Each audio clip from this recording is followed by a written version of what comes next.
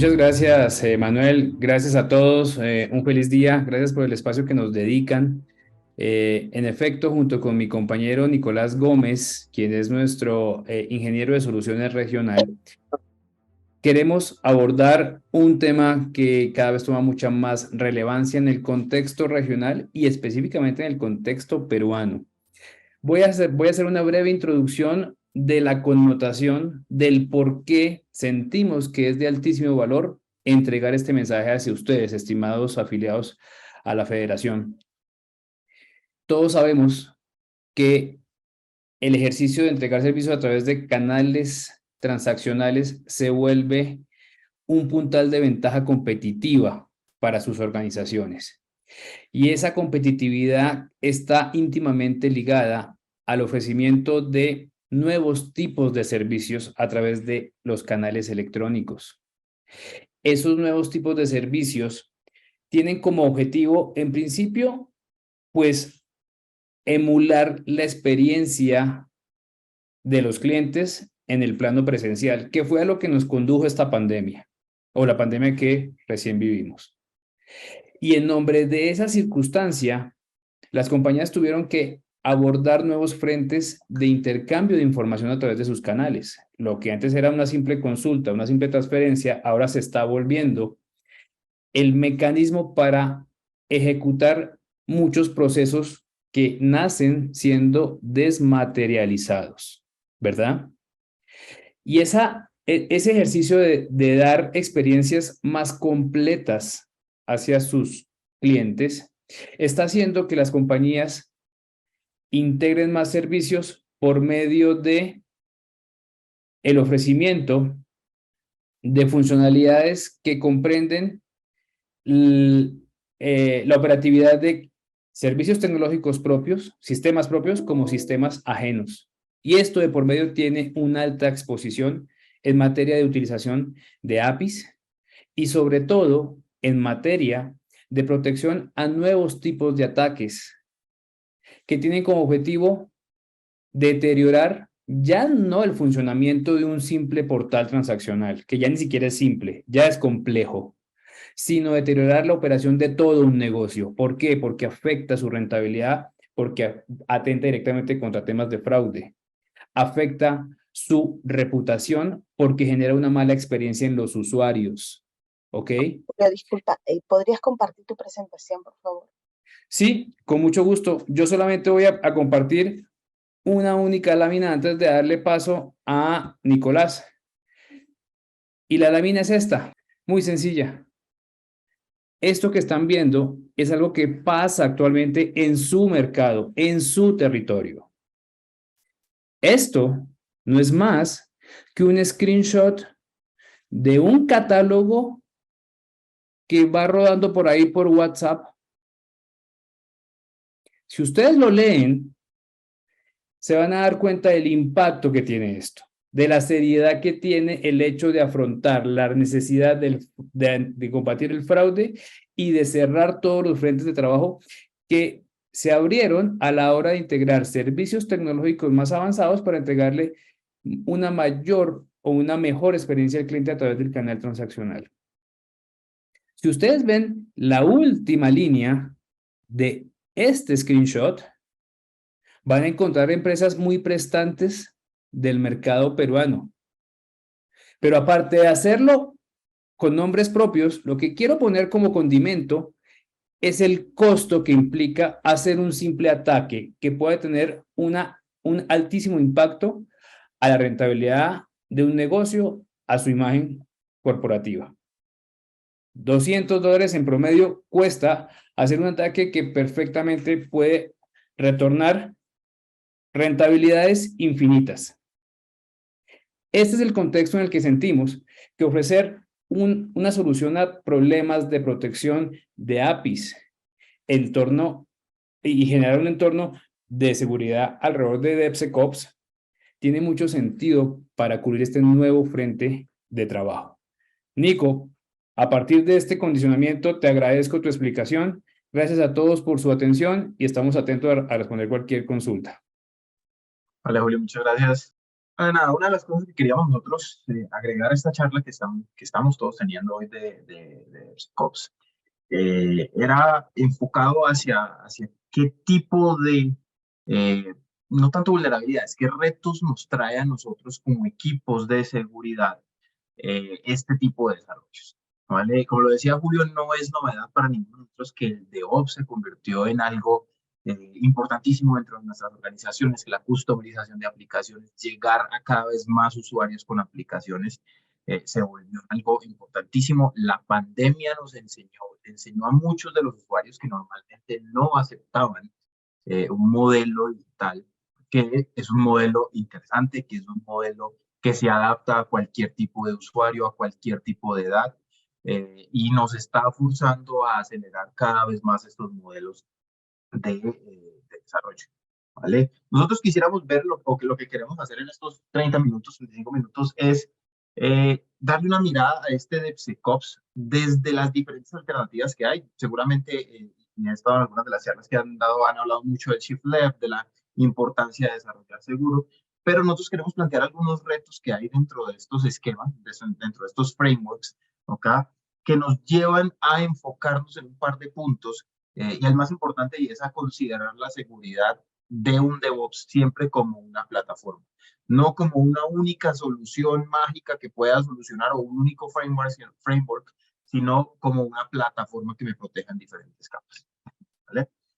Este es un slide, de hecho está intencionalmente antiguo y intencionalmente está en inglés, ¿vale? Eso es un análisis que hacían más o menos en 2018, donde se hablaba, 2017-2018, donde se hablaba que Ernst Young esperaba que para el 2019 el 75% de los consumidores del sistema bancario iniciaran transacciones o agregaran a su portafolio de uso de transacciones aplicaciones o lo que ellos llaman Internet Enabled transacciones. ¿Por qué pongo un dato tan antiguo? Porque esto fue muy interesante, se cumplió la predicción, ¿ok? Pero diciembre de 2019 hizo que este número se fuera a las nubes. Esta misma medición la hacen en un momento en 2021, a finales de 2021 y llega al 93%. Eh, y lo que hizo básicamente la pandemia fue que muchas personas, muchos consumidores que simplemente no veían el valor dentro de la digitalización en los mercados financieros, se acercaran a esto o a las malas, a la fuerza, y les quedara gustando y comenzaran a consumir. De hecho, hay varios puntos en este momento, como lo que son las iniciativas de Open Banking, que está forzándonos a ya no simplemente prestar servicios digitales, sino integrarnos, comenzar a compartir datos, comenzar a compartir servicios e integrar actores que anteriormente no veíamos en el modelo financiero, como lo que son los agregadores de datos, como lo son los analistas de crédito y muchas otras. ¿Vale? Quiero meter entonces un poquito en la parte de Ops, no me voy a meter mucho en esto, sé que han venido hablando bastante de esto, pero simplemente un par de conceptos que nosotros vemos muy sencillos. ¿Qué es DevOps y cuál es su objetivo? DevOps es un esfuerzo conjunto que llevan los equipos de desarrollo y de operaciones para generar un ciclo de desarrollo continuo, rápido, con entregas de software de alta calidad. ¿Ok? Hace unos años nos metimos nosotros dentro de ese mundo, nosotros los equipos de seguridad, y comenzamos a hablar del DevSecOps o del SecDevOps, ¿ok? Diciendo que nada, nos unimos a estos dos equipos, ¿ok? Y comenzamos a decir que desarrollo tenía que romper esa forma normal de despliegue en tecnología, en el cual seguridad siempre queda de último. Porque los problemas que se generan continuamente cuando seguridad está de último es reescrituras, cambios y reestructuración de los esquemas. Entonces, el DevSecOps lo que intenta es a este esfuerzo conjunto agregar seguridad para tratar de mitigar los riesgos de seguridad en etapas un poco más tempranas, generando una cantidad de retos importantes porque eso, por concepto, requiere la reescritura de código, básicamente la recodificación de aplicaciones de una forma segura. ¿Okay? A esto se le llama el chiflet, lo han venido hablando, básicamente se hablaba de que los modelos tradicionales de protección de aplicaciones son chip write, y es a partir de cuando la aplicación está en vivo, yo comienzo a protegerla. El chip left es tratar de ir unos pasos antes y comenzar a tener prácticas seguras de código, pues, con desarrollo seguro, pruebas y validación de código, y luego sí pasar a un monitoreo y protección, pero un monitoreo y protección un poco más sencillo, donde yo ya he hecho unos procesos de esterilización de código. Este concepto suena muy bonito, es muy interesante, lleva en el mercado muy buenos, un buen tiempo, pero trae unos retos complejos que nos hemos venido dando cuenta desde que se comienza a generar esto, cuando estamos hablando del IaaS, del SaaS, del DaaS, ¿ok? ¿Por qué? Une dos equipos que comúnmente no se hablan, que son los equipos los equipos de desarrollo y los equipos de seguridad, y cuyos conceptos son muy diferentes. Hace unos meses salió un documento de Workday, que es una plataforma que hace análisis de cosas de trabajo y cosas por el estilo, donde ellos decían que una de las profesiones mejores pagadas es un desarrollador con conocimientos de seguridad. ¿Por qué? Porque esto no existe, ¿ok? No es muy común yo tener un desarrollador cuyo objetivo sea la seguridad. Entonces, ese paso al chip left comenzó a generar unos problemas como resistencias al cambio. Tratar de yo pedirle a un desarrollador que integre análisis continuos de código dentro de su proceso. Comenzamos a ver retos de herramientas antiguas, tanto de desarrollo, de build, de operaciones, tratando de unir todo eso en un esquema de seguridad. Y nos hemos venido dando cuenta de algo, y eso nos cuenta, es algo que es muy común, y es: desarrollo tiene foco de funcionalidad, seguridad tiene foco de riesgo, y normalmente no son muy compatibles. Entonces, muchos de los esquemas de DevOps quedaron relegados continuamente a los equipos de pruebas, ¿ok?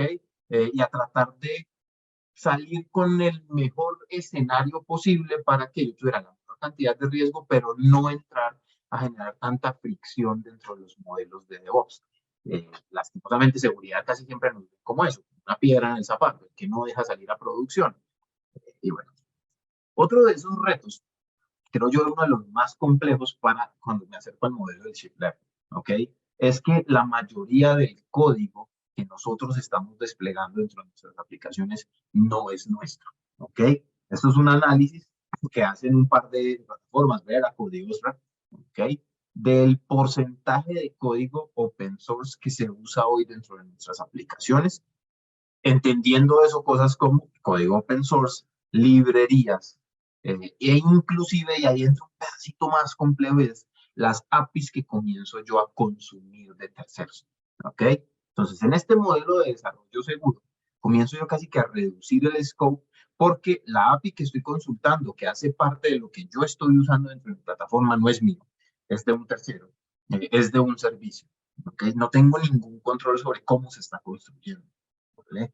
Adicional a eso, no controlo la cantidad de librerías que se usan dentro de mis aplicaciones y el tipo de código que, por más juiciosos, por más estrictos que seamos, se siguen usando. Miren que no son números del 40%, el 30%, 78% del código que se usa hoy en el mercado tiene componentes de open source. ¿Y quién controla esto?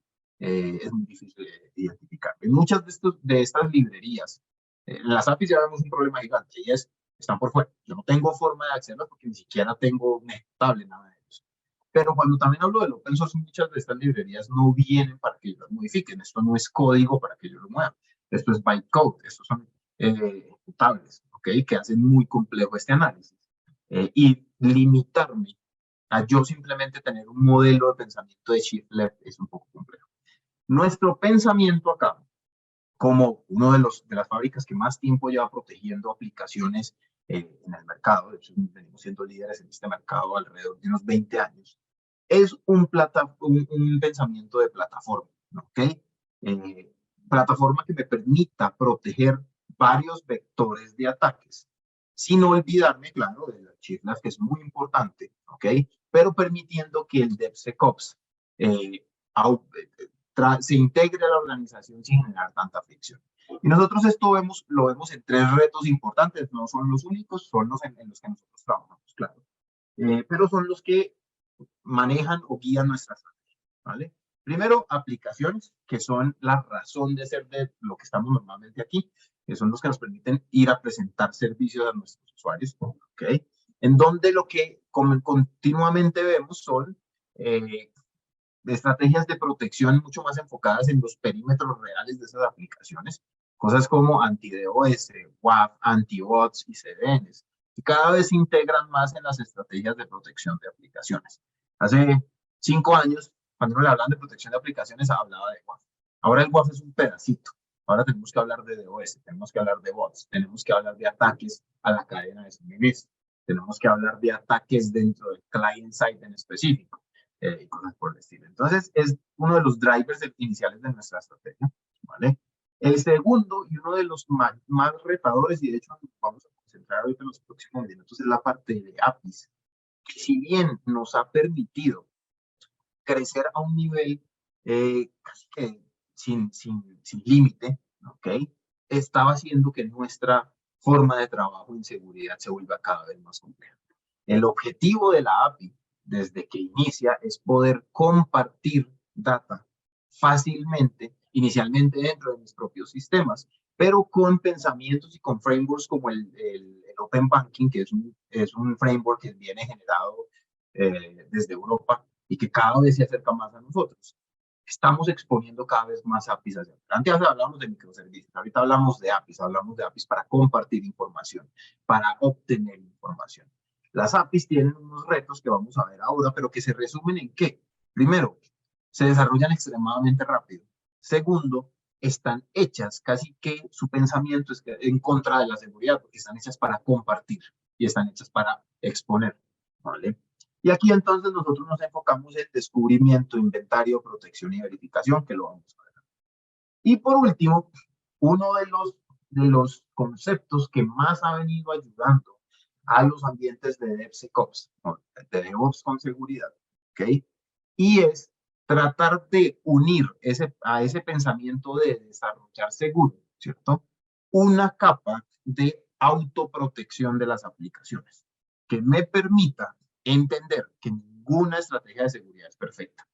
Que por más que yo tenga un gran despliegue de DevSecOps, van a haber desarrolladores que no van a reescribir su código, que van a limitarse a corregir algunas de las vulnerabilidades, no todas, y después de hacer eso, poder construir aplicaciones que no solamente estén bien escritas, sino que se puedan defender de ellas.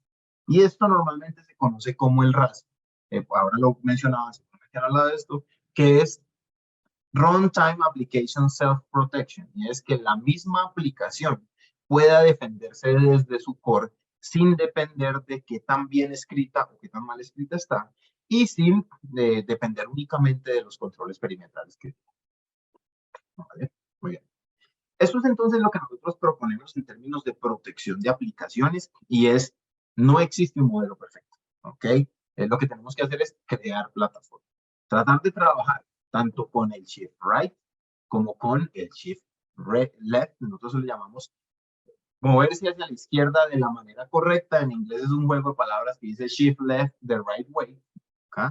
Y es protegernos en etapas tempranas, ¿cierto? Con los modelos tradicionales de escaneo, de análisis dinámico, entrando a ver tecnologías de RAS que me permitan proteger la aplicación sin importar a dónde se mueva desde ella misma, ¿ok?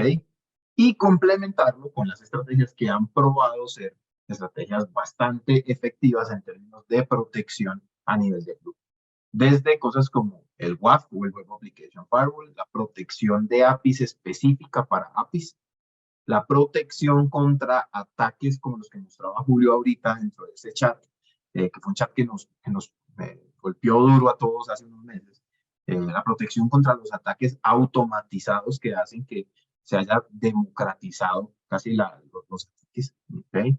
La protección, y por último, la protección contra los ataques de disponibilidad de estas aplicaciones. Nosotros no vemos la protección de aplicaciones como un punto en específico y entendemos que cualquiera de estos puntos que en algún momento llegue a fallar significaría un problema importante para nuestras aplicaciones.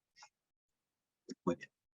Vamos a concentrar entonces inicialmente en lo que nosotros ya hablamos de RASP, ¿ok?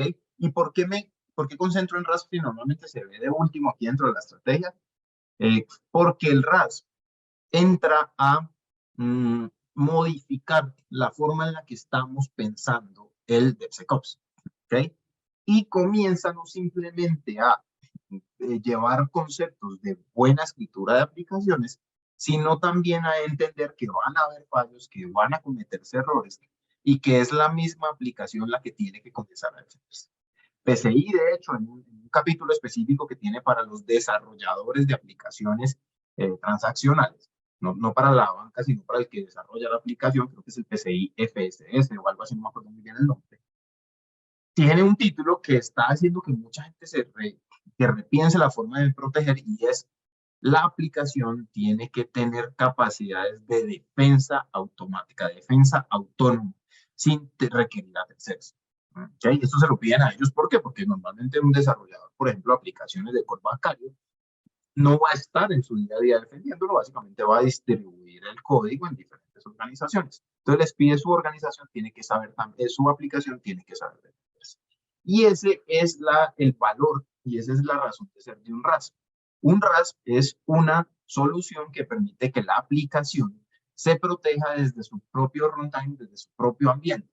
¿Ok? Complementando las estrategias que protegen desde la red, que protegen desde la capa de la nube, pues por el estilo. ¿Okay? Esto es protección basada en un agente que se mueve con la aplicación, no importa si mi aplicación hoy está en sitios, si está en nube, donde sea, se mueve con él. Y esto sí es específico de la estrategia que nosotros traemos a la mesa en Hypervisor, sin requerir procesos un poco disruptivos en el DevOps, como lo son las firmas, la comunicación con terceros, o el propio Machine Learning, que si bien esto es muy bonito, y esto es una de las técnicas más interesantes que existen en este momento para protección, tiene unos efectos negativos sobre los desempeños de las aplicaciones. Muy bien. ¿Cómo funciona esto y qué es lo que nosotros buscamos? Primero, tener una menor fricción en la implementación del DevOps, ¿okay? De poder seguir pensando en el DevSecOps, que es desarrollar ágilmente pero seguro, pero sin generar tanta fricción para que mi equipo de desarrollo deje de vernos a nosotros de seguridad como un problema. ¿Okay?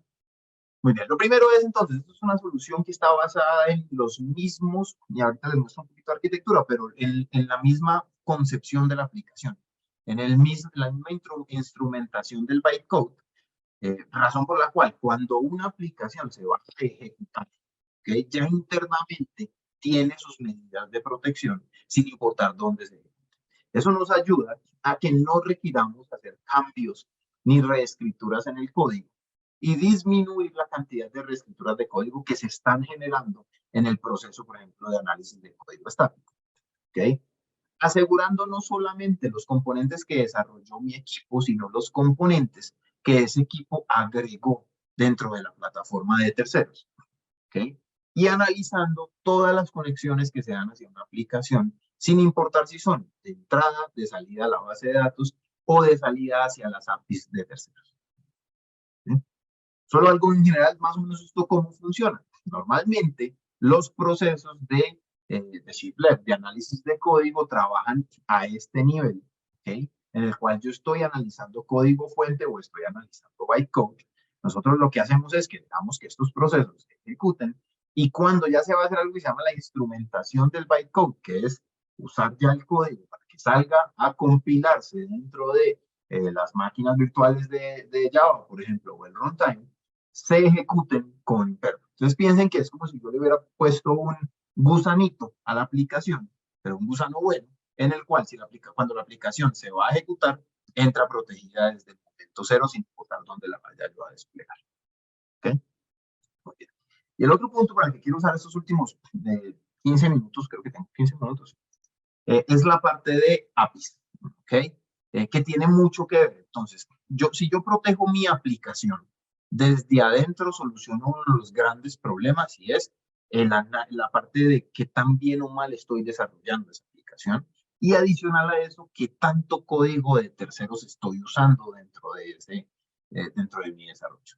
Sin embargo, me sigue quedando un hueco importante, y es, ¿qué pasa con las comunicaciones que tengo con terceros, que en este momento ya las aseguré, ¿cierto? Entonces por ahí no se genera un ataque, pero que esta API de tercero puede tener, o API mía, puede contener problemas de seguridad, ¿ok?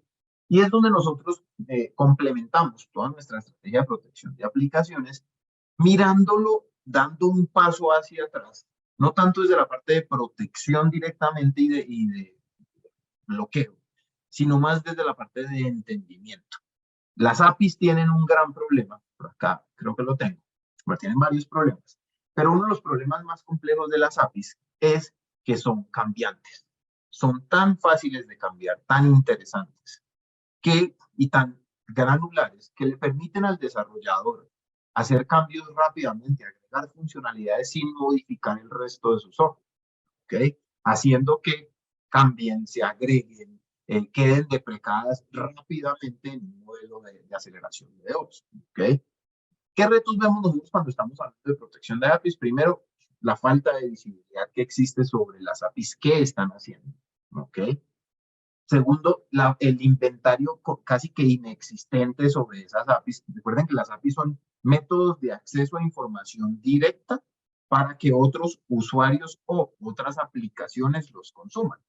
Y entonces, yo no tener un inventario de qué canales de comunicación tengo a terceros o tengo a mi misma organización acceso a la data es bastante complejo, y ahorita les muestro esto qué significa. Y por último, la mayoría de las APIs están hechas para que haya consulta rápida a data crítica.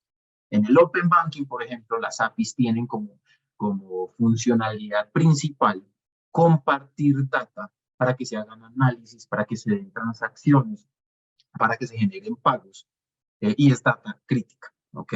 Y muchas veces yo ni siquiera sé muy bien el nivel de responsabilidad que tengo cuando comparto data por medio de estos, ¿ok?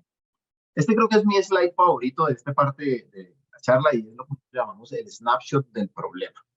Y creo que varios de ustedes se pueden relacionar con esto, y es la parte de APIs, el DevOps en APIs suena muy bonito, pero es bastante complejo y es bastante caótico.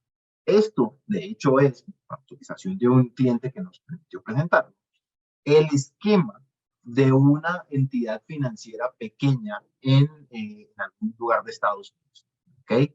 Esto, que se ve horrible simplemente a la vista, es un esquema de comunicación entre servicios y APIs tradicional que tiene cosas como aplicaciones o APIs de marketing en nube, ¿ok? Que tiene el servicio core general, que tiene las APIs de terceros tan generales como Amazon, Google, y otras cosas en específico, y que tiene entradas y salidas de terceros durante todo un ciclo de desarrollo, ¿ok? Entonces, si no es muy obvio esto, digámoslo, ¿cuál es el problema de esto? No hay forma de que yo, con modelos tradicionales de documentación, entienda qué está pasando en mis APIs. Y ahí es donde nosotros nos queremos enfocar, y es, antes de yo entrar a proteger cualquier cosa, tengo que entender qué es lo que estoy protegiendo, ¿ok? A nosotros los riesgos que traen estos esquemas de APIs van desde acceso y autenticación. Gran parte del esfuerzo de las organizaciones actualmente está aquí, ¿ok? Y es muy importante, pero no puede pensarse como el único método, ¿ok? Después de eso entramos a riesgos de ataques contra las disponibilidades de las APIs. Las APIs tienen un problema. Como son muy sencillas de comunicar, como están hechas para interfaces entre máquinas y máquinas, ¿ok? No tienen la cantidad de retos que yo sí le puedo poner en una aplicación normal. En una API yo no soporto captchas, yo no soporto challenges, yo no soporto cookies que vayan a insertar. Entonces, son predilectas para yo hacer un ataque de servicio. Los más complejos de todos, que son los ataques de abuso, inyección y mal uso de la API, que realmente, si uno se pone a pensar, no son un ataque. Bueno, sí son un ataque, pero no usan una debilidad real, no usan una técnica Básicamente lo que uso es cómo se escribió mal una API. Bola, que es uno de los ataques más potentes ahorita en APIs, se llama Broken Object Level Authentication, ¿ok? Y Authorization, me permite de una forma muy sencilla yo entrar a una API con credenciales aceptadas, ¿ok? Y fácilmente cambiar los permisos que tengo en los diferentes objetos para ir a revisar la información que tiene otra cuenta. Cuando estos ataques se automatizan, se convierten en los ataques de bots y por último la parte de exposición de datos. ¿Ok? Muy bien. ¿Cómo nosotros pensamos entonces en que se debe proteger este tipo de plataformas? Primero, y esto es lo que nosotros llamamos los 4 pilares de la protección de las APIs. Primero, descubrimiento. Nosotros tenemos la capacidad y lo que decimos en el mercado es yo primero tengo que saber cómo funciona mi API. Lo que nos permite a nosotros una solución de API Security es aprender cómo funcionan las APIs, basado en escuchar tráfico, identificar cosas como el path, cosas como el método de la API, los parámetros que se le deben insertar, pero que son requeridos, el tipo de parámetros. Y basado en esto, crear un esquema de seguridad positivo, que es un esquema en el cual yo protejo basado en lo que sé que debe funcionar, para que ahí sí entren los motores de detección a identificar comportamientos diferentes a los que mi API está hecha para producir. ¿Ok? Y aquí vemos cómo se van complementando las cosas. El WAF, por ejemplo, es un modelo de protección negativo, donde yo le digo lo que no debe pasar. En un API Security lo que estoy haciendo es solo este tráfico debe pasar porque es el que yo diseñé para mi aplicación. Pasando a un punto de, una vez detecto sus comportamientos, mitigarlos sin necesidad de que haya una firma, sin necesidad de que haya un ataque específico, simplemente porque es tráfico que mi API no debería de aceptar. Y por último, apoyando a los modelos de análisis temprano de código, haciendo verificaciones de si las vulnerabilidades sobre las APIs se mantienen con modelos de verificación de integridad y de autenticación. ¿Cómo hacemos eso? ¿Cómo proponemos que esto debe hacer? Esto debe hacerse tanto externo como externo, ¿ok? Protegiendo las APIs tanto en un modelo East-West como en un modelo norte a sur, ¿ok? Y esto nos permite tener una protección por capas, desde los ataques de lógica de negocio que se generan a partir de aprender cómo funciona la API y de tener cualquier comunicación adicional, defendiéndonos contra ataques de robots con capacidades avanzadas de identificación de robots, contra ataques de denegación de servicio con análisis de tráfico y machine learning basado en comportamiento de tráfico, contra los ataques tradicionales y técnicos de los cuales comúnmente se encarga el WAF, y por último contra los ataques que lo que buscan es explotar las debilidades en términos de credenciales que pueda tener una organización. ¿Okay? Muy bien. Eso entonces es a toda la sala lo que nosotros proponemos y hablamos en términos de complementar los modelos de DevSecOps enfocado en proteger primero la aplicación desde ella misma sin depender de un perímetro y segundo la API y la comunicación con terceros desde la mirada y el enfoque de entender cómo funciona para a partir de eso trabajar en defender la API. Bien, eso creo que con eso se cumplen los 40 minutos que teníamos de intervención. Muchas gracias.